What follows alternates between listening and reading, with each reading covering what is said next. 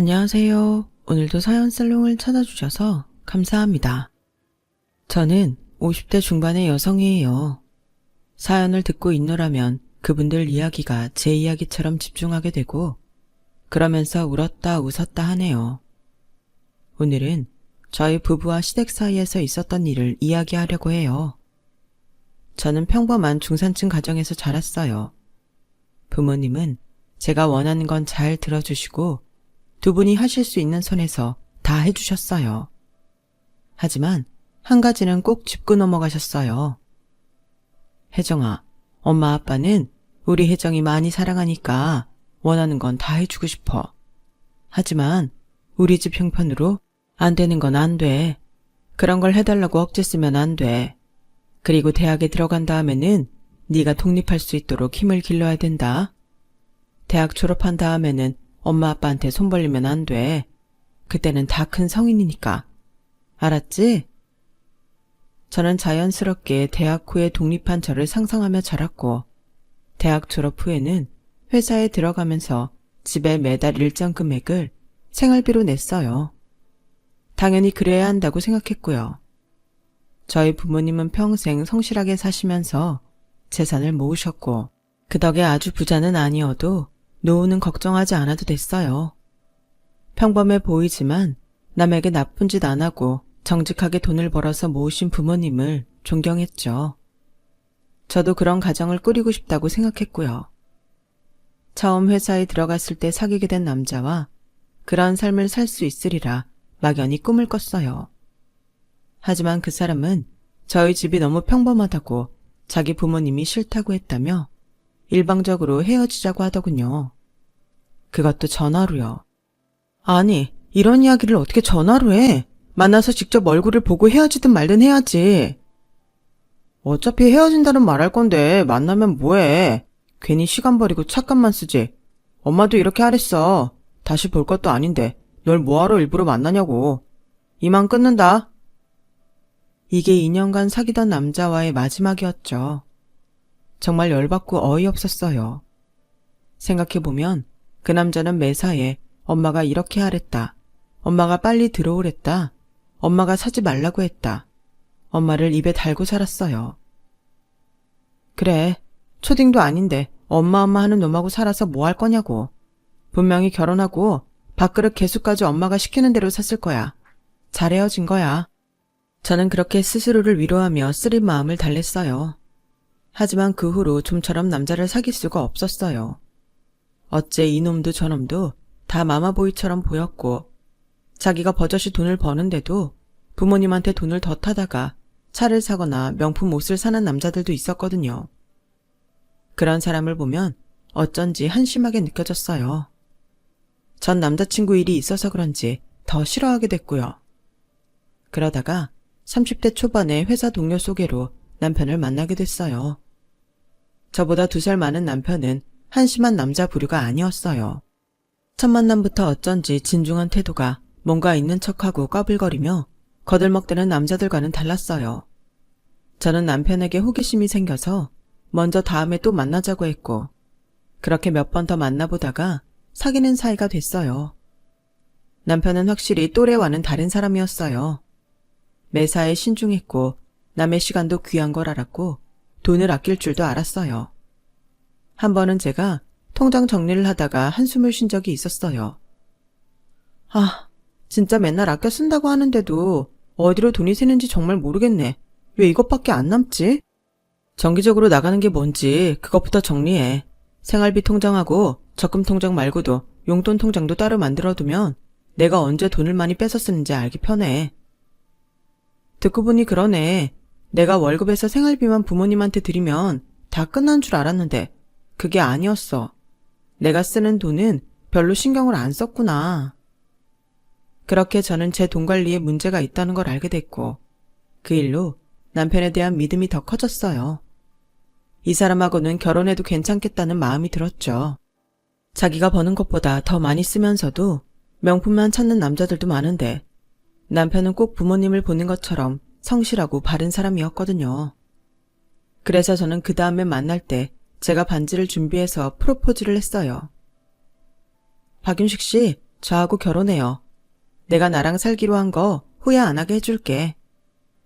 아니, 그런 걸 먼저 해버리면 어떡해. 난 언제 프로포즈를 해야 할지 타이밍만 보고 있었는데 이렇게 훅 들어오는 게 어딨어? 그래서 안 할 거야? 그럴 리가 있어. 나처럼 재미없는 사람 좋다고 받아주는 여자를 내가 또 어디서 만난다고. 그건 다른 여자들이 남자 보는 눈이 없어서 그래. 윤식 씨 충분히 재밌고 좋은 사람이야. 그렇게 결혼을 결정한 저는 남편의 집안이 경제적으로 어떤지 아무것도 몰랐어요. 오로지 남편이라는 사람 하나만 보고 결심한 거니까요. 언뜻 남편이 막내이고 위로 형하고 누나가 있다는 말만 들었어요. 또 아버지가 좀 엄한 편이라는 게 제가 아는 전부였어요. 그러다 양가에 저희가 결혼한다는 소식을 알리고 결혼 준비를 시작하면서 처음 시댁에 인사를 가게 됐죠. 당시에는 드문 경비원이 딸리고 정원이 넓은 고급 빌라였어요. 겉에서 척 봐도 꽤나 의리의리해서 속으로 놀랐던 기억이 있네요. 남편은 한 번도 자기 집이 크다, 잘 산다 그런 말을 한 적이 없었거든요. 시부모님은 첫인상이 조용하고 인자했지만 어딘가 쉽게 범접할 수 없는 느낌을 갖고 있었어요. 그날 식사를 마치고 시어머니가 내주시는 과일을 제가 받아서 시아버지 앞에 놓아드리는데 시아버지가 이렇게 말씀하셨어요. 너희 신혼집은 어떻게 할 생각이냐? 그건 제가 알아보고 있어요, 아버지. 알지? 나는 네 형하고 누나 결혼할 때도 집 사는데 한 푼도 안 보태줬다. 그래서 곧 들어올 새애기도 알아두라는 뜻에서 말하는 거야. 신혼집은 니들 능력되는 선에서 알아서 하는 거다. 내 말 알겠지? 물론이죠, 아버님. 저희 둘 다 성인이잖아요. 저희가 살 집인데 당연히 저희가 감당할 수 있는 선에서 해야죠. 저희 둘만의 힘으로요. 어떻게 되든 윤식 씨하고 잘해볼게요. 저의 말에 시부모님은 의외라는 듯 눈이 휘둥그레지더니 이내 저를 보며 미소를 지었어요. 네 말이 맞다. 지금은 그 마음으로 젊은 시절은 할 수 있는 데까지 헤쳐나가보는 거다. 라며 시아버지는 웃으며 저를 바라보셨어요. 애초에 저는 부모님께 손 벌리면서 무리하게 혼수를 할 생각도 없었기 때문에 당연하다고 생각했는데 시부모님이 그런 저를 좋게 보시는 것 같아서 저도 기분이 좋더라고요. 시어머니는 그래도 못내 마음에 걸리셨는지 제가 집을 나설 때 살짝 이렇게 말씀하시더라고요. 우리가 한 말 서운하게 생각하지 마라.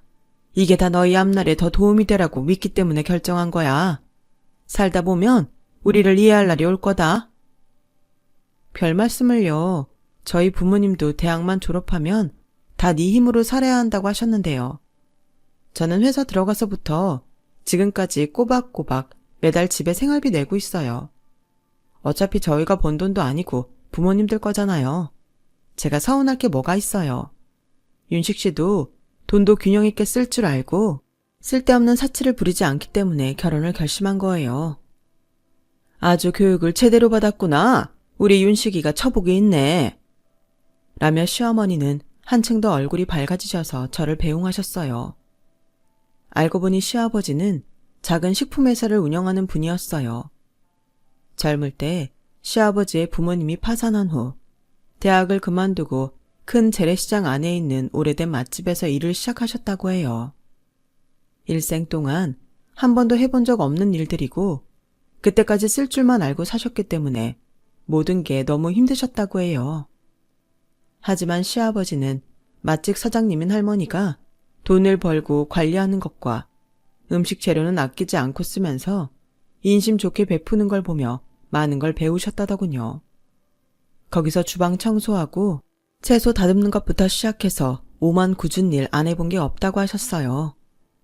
그렇게 열심인 시아버지에게 맛집 할머니가 자식들한테도 알려주지 않는 비법을 시아버지한테 알려주셨고 그걸 바탕으로 시아버지는 오늘과 같은 회사를 만드셨다고 해요. 작지만 음식 맛으로는 어디에도 뒤지지 않는 곳이라고 했어요. 시아버지는 본인이 겪으셨던 일 때문에 자식들이 훗날 어려움에 처하더라도 잘 이겨낼 수 있도록 엄격하게 철칙을 세우셨던 것 같아요. 하지만 저희 마음에 드는 신혼집을 구하기는 생각했던 것보다 더 어려웠어요. 아무래도 서울은 무리라는 생각에 저희는 남들처럼 서울의 20여 평 아파트, 이런 기준을 다 포기하고 서울과 가까운 경기도에 지은 지 얼마 되지 않은 작은 아파트를 전세로 구했어요. 집을 계약하고 난 다음에 얼마나 뿌듯했는지 몰라요. 윤식 씨, 여기가 우리가 앞으로 살 곳이야. 이 아파트 단지 놀이터 봐. 너무 괜찮지 않아? 우리 애들이 여기서 뛰어놀 게 막 상상이 돼.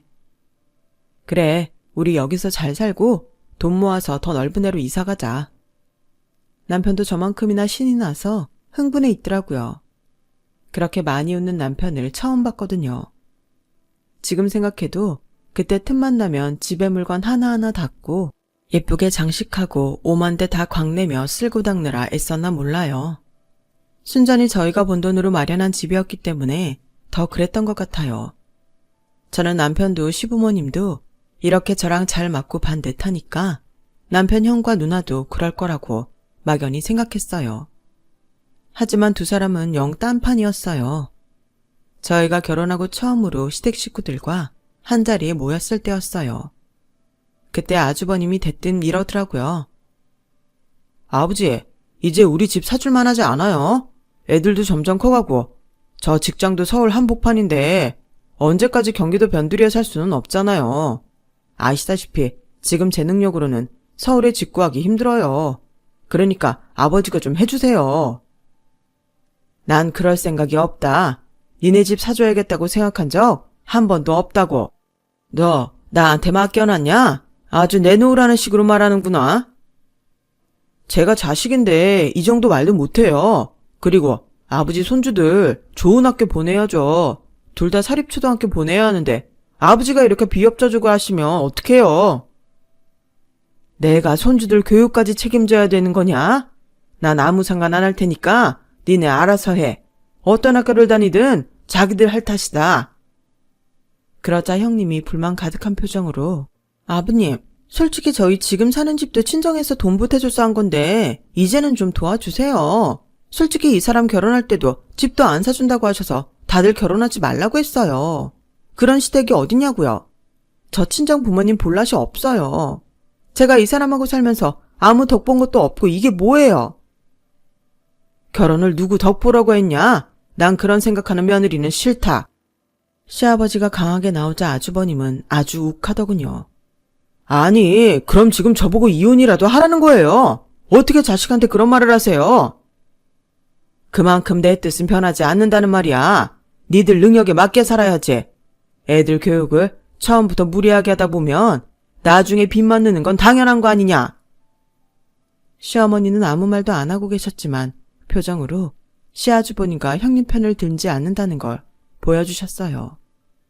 두 사람은 불만이 가득한 얼굴로 앉아있다가 밥만 먹고는 쌩안이 가버렸어요. 저는 내심 그래도 손주들 교육도 있고 아들이 출근하기 힘드니 좀 도와주시지 않을까 했는데 전혀 아니었어요. 그건 시누이한테도 마찬가지였고요. 시누이도 결혼할 때 자기가 모은 돈만큼만 혼수를 해서 가져갔다고 해요. 그리고 그게 속에 맺혔는지 시부모님 댁에만 오면 자기한테 뭘 해줬냐며 따지고 든다고 하네요. 아주버님이 집 사달라고 했던 날도 그랬고요. 내가 뭘 했어, 오빠? 엄마랑 아버지 찔러도 피 한 방울 안 난다고 했잖아. 뭘 바래? 라며 싸늘하게 시부모님을 바라보던 눈빛이 잊혀지지 않아요. 물론 부모님이 너무 엄하게 하시면 섭섭하고 화도 나겠지만 그래도 저는 너무 차갑게 쳐다보니 무섭기도 했고 제가 처음 간 건데 그렇게까지 해야 하나 싶었어요. 그러다가 몇 개월 후 저는 임신을 하게 됐어요. 첫 아이를 가졌다고 하니 양쪽 집 부모님들은 다들 너무 좋아하셨고 남편도 정말 많이 기뻐했어요.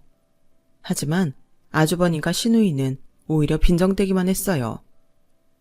재수 씨네가 사는 아파트가 저희 아파트보다 전세 비싼 거 알아요?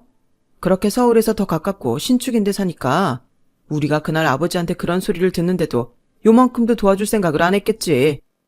올케는 아무리 우리 부모님한테 잘 보이고 싶어서 그랬다고 해도 좀 너무했어. 오빠가 그렇게 당하는데 어떻게 자기 일 아니라고 입 딱 닫고 표정 하나 안 바뀌어? 하긴 윤식이 그 자식부터 그 모양인데 어련하겠어. 부부가 부창부수지 뭐. 그렇게 임신 축하한다는 말 대신 원망만 들었죠. 하지만 저는 그 일을 남편에게도 말하지 않았어요. 괜히 형제간에 분란만 만들 것 같았거든요. 그런 얘기 새겨 들을 것도 아니고 저만 듣고 흘리면 됐으니까요. 그리고 제가 임신 6개월이 되었을 때 시아버지 생신이 됐어요. 시어머니는 괜히 밖에서 비싼 거 먹고 돈 쓸 거 없이 집에서 도우미 아주머니하고 음식을 다 하신다며 그날 음식 다 하고 집으로 오라고 하셨어요.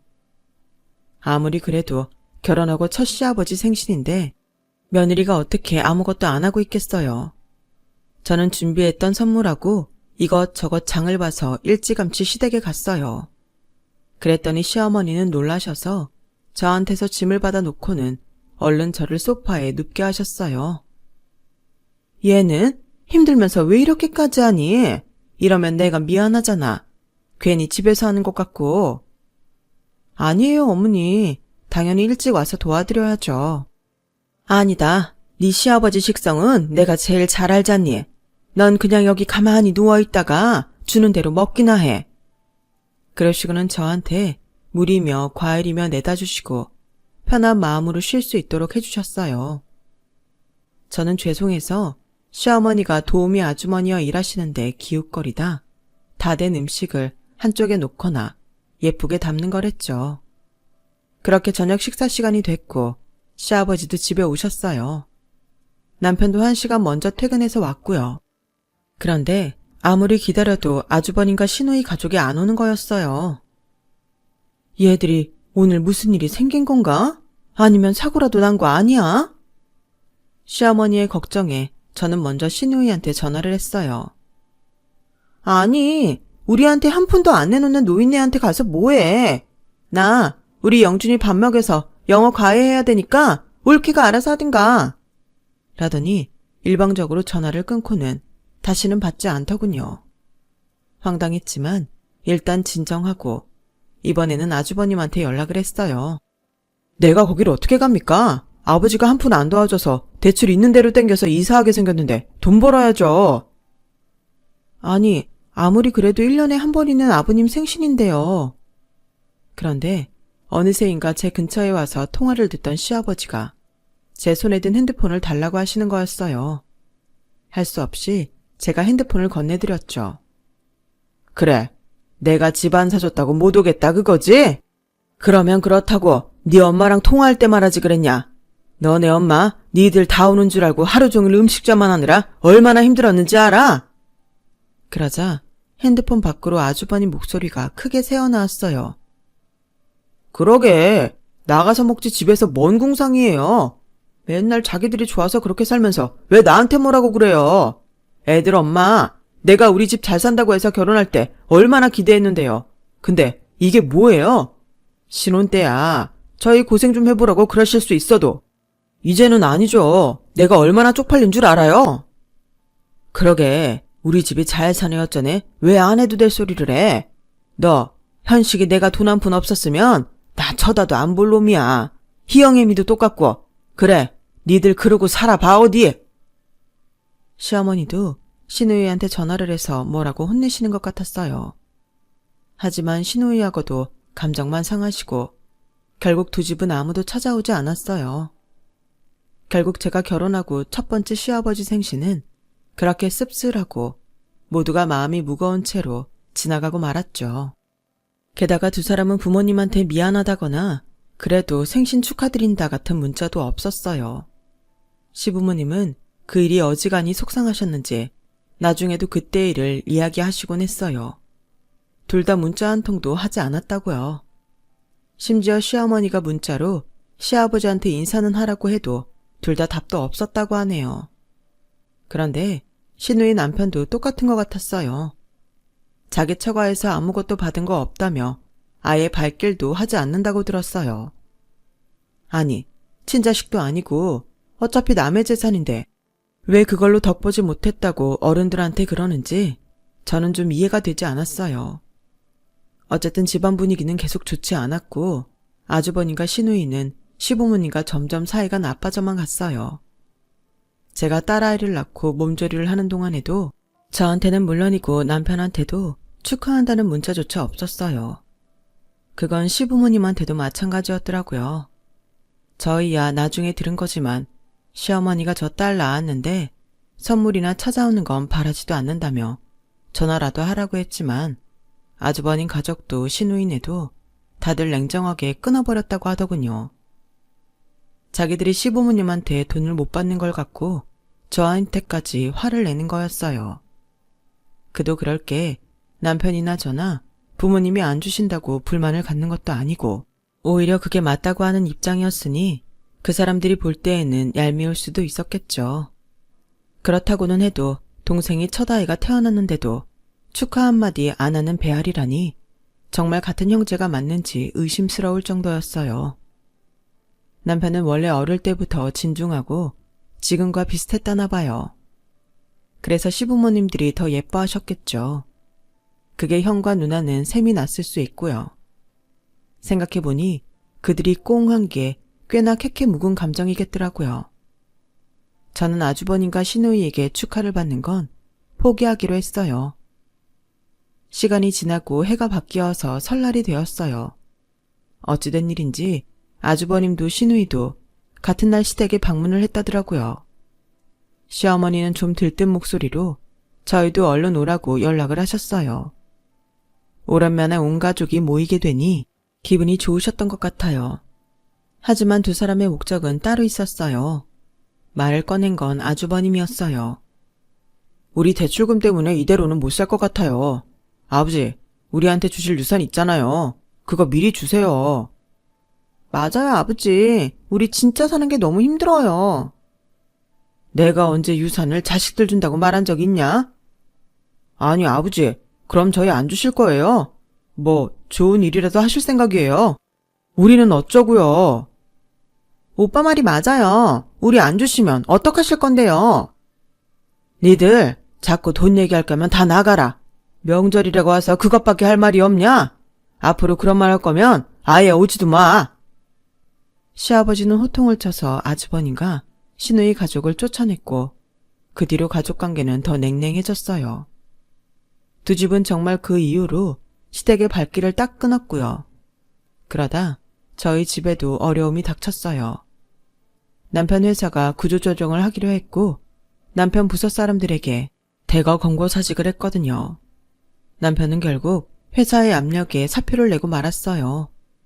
정말 눈앞이 캄캄해지더라고요.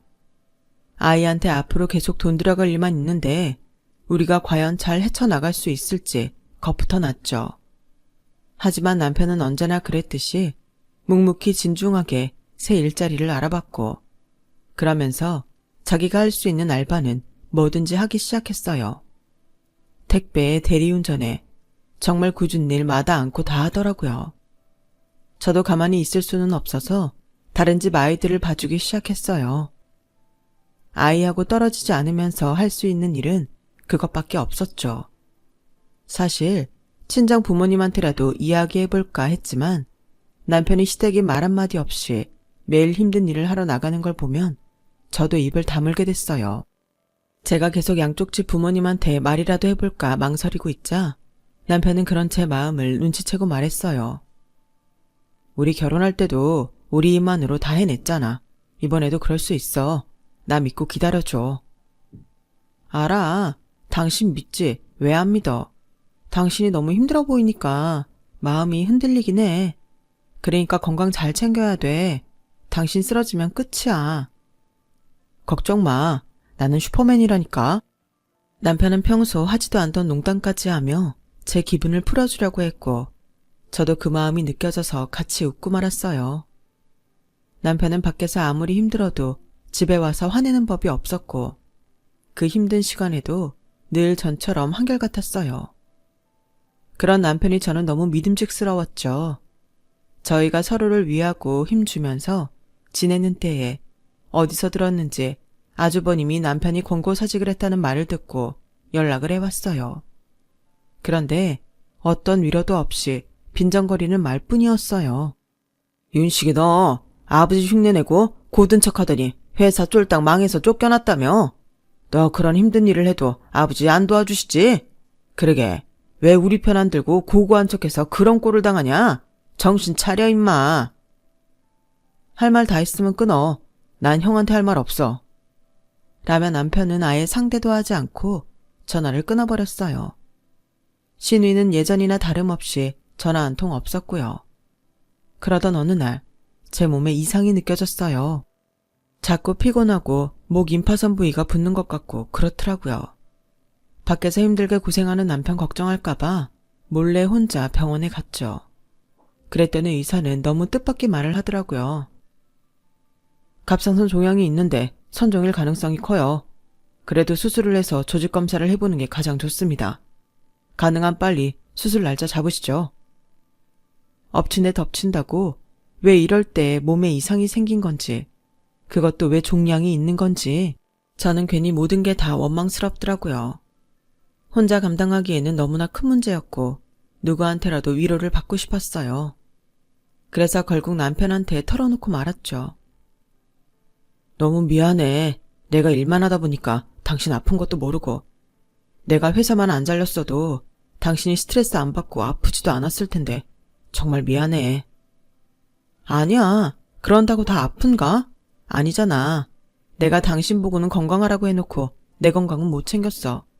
당신이 혼자서 처자식 먹여 살리겠다고 얼마나 노력하는지 다 알아. 나 진짜 괜찮아. 일단 수술 빨리 하고 조직 검사 해보면 된대. 그리고 수술날 남편과 함께 병원에 갔죠. 아이는 잠깐 친정 엄마한테 와달라고 해서 봐주기로 하셨고요. 그렇게 떨렸는데도 남편이 옆에 있으니까 마음이 편해지더라고요. 시부모님들도 굉장히 걱정해 주셨고 수술 받고 하루 입원했는데도 두 분이 다 오셔서 위로해 주셨어요. 저는 수술 경과는 아주 좋았고 조직검사 결과를 보기 위해 한 달 뒤에 병원에 다시 오라는 말을 들었어요. 그 무렵 시댁에서 증조부님 제사가 있었어요. 아무리 서로 안 보고 사는 아주버님과 시누이지만 전에는 제삿날에는 왔기에 이번에도 그럴 거라고 생각했어요. 시어머니는 제가 아예 부엌 근처에 얼씬도 못하게 하시고 도우미 아주머니와 둘이서 그 많은 음식을 다 하셨어요. 그런데 제사 시간이 가까이 다가오는데 아무도 오지 않더라고요. 저는 결국 전화도 잘 하지 않던 형님한테 연락을 했어요. 그런데 제 전화를 받자마자 끊더니 그 다음부터는 핸드폰이 꺼져 있다는 말만 나오는 거였어요. 저는 어쩔 수 없이 아주버님한테 연락을 했어요. 아주버님은 한참이나 신호가 간 다음에야 전화를 받더니 대뜸 이러더군요. 재수씨, 전화를 안 받으면 안 오나 보다 해야지 왜 이렇게 눈치도 없어요? 아주버님, 오늘 증조부님 제사인데 혹시 잊으셨어요? 저 회사에서 일하는 사람이에요. 윤식이처럼 잘려서 막노동이나 하는 한가한 사람 아니라고요. 우리 집사람도 애들 보랴 문화활동하랴 바쁘다고요. 재수씨는 어디 나가지도 않잖아요. 그냥 재수씨가 옆에서 엄마 도와주세요. 듣자 하니 뭐 어디 아프다고 잘하던 놀이방도 내팽개쳤다면서요. 아니, 안 오시면 안 오신다고 하면 되지. 왜 제가 아픈 것까지 걸고 넘어지세요? 아프긴 뭐 아파요. 선종이라며요. 우리도 다 들었어요. 뭐 요즘 좀 어렵죠? 그런데 수술까지 했으니 돈이 엄청 쪼들리시겠네. 우리도 많이는 못 보내고 한 3만 원 보낼 테니까 윤식이랑 둘이서 알아서 부모님이랑 제사 지내요. 아니 아주버님, 그걸 지금 말이라고 하세요? 누가 3만 원 받자고 와서 제사를 드립니까? 너무 화가 나서 저도 모르게 소리를 버럭 질렀어요. 아픈 데다가 약 때문에 호르몬 문제도 있어 예민해진 상태라 평소에는 잘 넘어가던 일도 화를 내게 됐거든요. 그 말에 시부모님은 저한테 고개를 돌리셨고 대충 상황을 눈치채신 시아버지는 전화를 그냥 끊으라고 하셨어요. 시어머니는 고개를 절레절레 흔들며 부엌으로 도로 들어가셨고요. 저는 얼른 부엌에 따라 들어갔죠. 미안하다. 우리가 턱이 없어서 너희한테까지 이런 불편을 끼치는구나. 그런 게 어딨어요, 어머니. 저 괜찮아요. 그리고 많이 아픈 것도 아니니까 이 정도는 할 수 있어요. 시아버지는 그 이후 계속 아무 말씀이 없으셨어요. 저희는 가라앉은 분위기 속에서 제사를 지냈고 조용히 밥을 먹은 후 남편과 제가 뒷정리를 했어요. 시누이는 그때까지 전화도 안 받고 연락도 없었고요. 저희가 정리를 다 마치고 집에 가려는데 시아버지가 스피커폰으로 신우이한테 전화를 하더군요. 밤 12시가 넘어 전화를 하니 그제야 신우이는 전화를 받았어요. 아, 진짜 왜 다 잘 시간에 전화를 해요? 너 2번 다시 내 앞에 나타나지 마. 내가 당장 죽어도 장례식장에도 오지 마. 나 회사 망해서 내 앞에 남은 거 하나 없으니까 절대 발걸음 하지 마. 이 나쁜 놈들. 시아버지는 울분에 차서 마지막 말씀을 하시고는 전화를 끊으셨어요. 듣자 하니 신우이는 대학 때 미대를 다녀서 돈을 엄청 많이 썼다고 해요. 시부모님은 대학원까지 자식들이 부족함 없이 다니도록 용돈부터 모든 걸 다 챙겨주셨다는 거예요. 저는 시아버지가 대학 때부터 아예 돈을 안 주신 줄 알았는데 그것도 아니더라고요. 신우이는 원래 끈기가 없어서 이거 한다고 했다가 금방 다른 거 하고 또 관심이 시들면 다른 걸로 옮겨갔대요. 그 모든 걸 묵묵히 다 뒷받침해 주신 게 시부모님들이고요. 신우이는 안 해본 클래식 악기가 없고 심지어 무용까지 배웠다고 해요. 그런데도 결혼하고 애까지 낳아서 돈 안 준다고 저렇게 막 나가니 시부모님들도 얼마나 억장이 무너지실지 정말 상상도 안 됐어요. 그리고 며칠 후에 시아버지께서 갑자기 저희 집에 오셨어요. 시아버지는 딸아이를 꼭 품에 안으시고는 말씀하셨어요. 네가 고생이 많다. 막내인데도 큰아이 몫을 네가 하니 얼마나 힘드냐. 그래도 너랑 윤식이가 있어서 위로를 받는다. 저 하나도 안 힘들어요. 그리고 제 병도 별일 없을 거예요, 아버님. 윤식이 회사 그만둔 거라도 빨리 말하지 그랬냐. 그 사람도 부모님한테 손 벌리기 싫다고 어떻게든 자기가 혼자 해본다고 했고 저도 그러고 싶지 않았어요. 고집 세고 답답해 보이실 수도 있는데 여차하면 친정 부모님한테라도 말하려고 했지만 그 사람이 자기가 잘 해낼 수 있다는데 믿어야죠. 그리고 진짜 믿고 있어요. 시아버지는 제가 하는 말을 묵묵히 들으시고는 고개를 끄덕이셨어요. 그리고 딸아이한테 옷을 사주시겠다며 데리고 나가셔서 이것저것 많은 걸 사서 다시 데려오셨죠. 시아버지는 이런 식으로 저희한테 보태주시는 거라고 생각했어요. 절대 아무도 돕지 않으시겠다던 시아버지가 그렇게 해주신 게 너무 감사했어요. 그리고 며칠 후 생활비를 꺼내 쓰려고 통장 잔액을 확인하다가 저는 정말 놀라서 입을 틀어 막아야 했어요. 통장에 10억이라는 돈이 들어와 있는 거였어요. 너무 놀라서 확인해보니 보낸 사람이 시아버지더라고요. 아무래도 잘못 보내신 것 같아서 당장 시댁에 전화를 드렸어요. 저는 목소리가 떨려서 헛기침을 하며 시아버지께 말씀드렸어요. 아버님, 저희 통장에 돈이 입금됐는데요. 그게 잘못 보내신 거. 아, 확인했냐? 이제야 봤구나. 그거 내가 주는 거다. 너희가 묵묵히 성실히 하는데 부모가 돼서 어떻게 가만히 있겠냐. 자식이 다시 일어서게 해줘야지. 아버님. 아버님은 원래 자식들한테 이렇게 안 하시기로 하셨잖아요. 아니에요? 얘야, 진짜 힘들면 부모가 돕는 거다. 내가 앞뒤 사정 안 가리고 무조건 돈을 안 주는 거 아니야. 너희는 받아도 돼.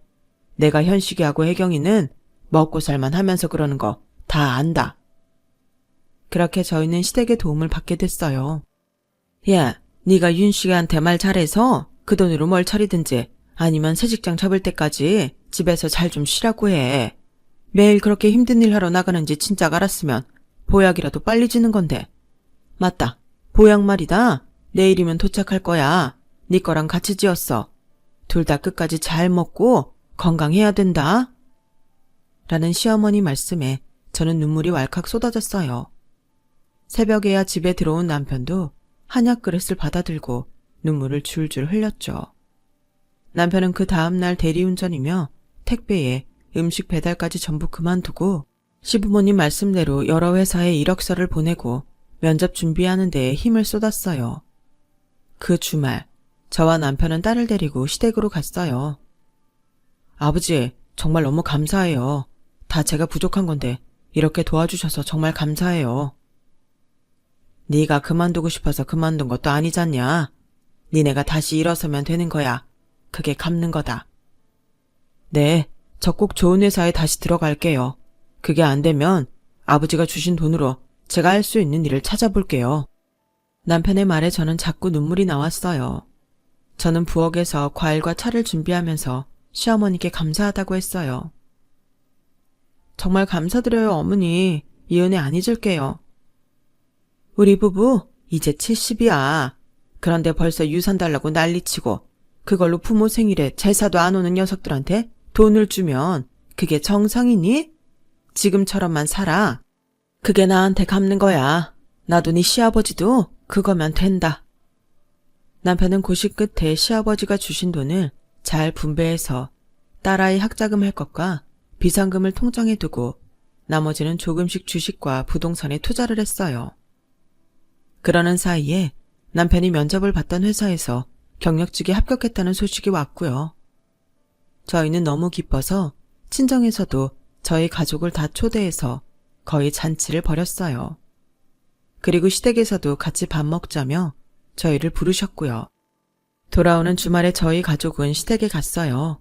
시부모님은 남편한테 축하한다며 꽃다발도 준비해 주셨어요. 내가 백화점 가서 제일 좋은 소고기 사왔다. 우리 예쁜 손녀 좋아하는 과일도 사오고. 라며 시어머니는 한박 웃음꽃이 피셔서 좋아하셨어요. 그런데 갑자기 아주버님 부부와 시누이가 찾아왔더라고요.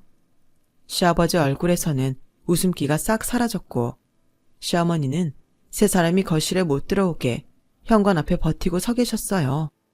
그네 너는 아무리 전화를 해도 통화가 안 되더니 어떻게 이런 귀한 걸음을 다 했냐? 너네는 어쩐 일이고? 에이, 왜 그래요, 엄마? 우리 다 알고 왔어요. 윤식이네 돈 줬다면서요. 저희도 도와주세요. 솔직히 이 사람 그동안 꼬박꼬박 명절마다 시댁 오느라 힘들어서 잠깐 쉬었던 거예요. 이 사람이 그동안 했던 거 생각해보세요, 엄마. 겨우 마지못해 와서 밥만 먹고 쌩하니 가버린 게 왔다고 유세하는 거냐?